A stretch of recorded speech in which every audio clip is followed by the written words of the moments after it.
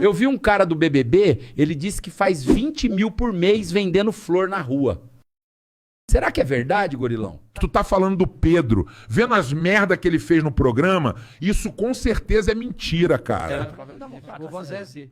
Sem contar que ele meteu o louco na mina. Tem certeza que quer se inspirar nele pra fazer dinheiro?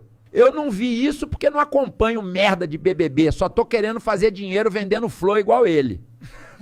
Pra ele tá tirando isso. Só se for uma flor diferenciada que tem THC. Mas aí tu vai ser preso.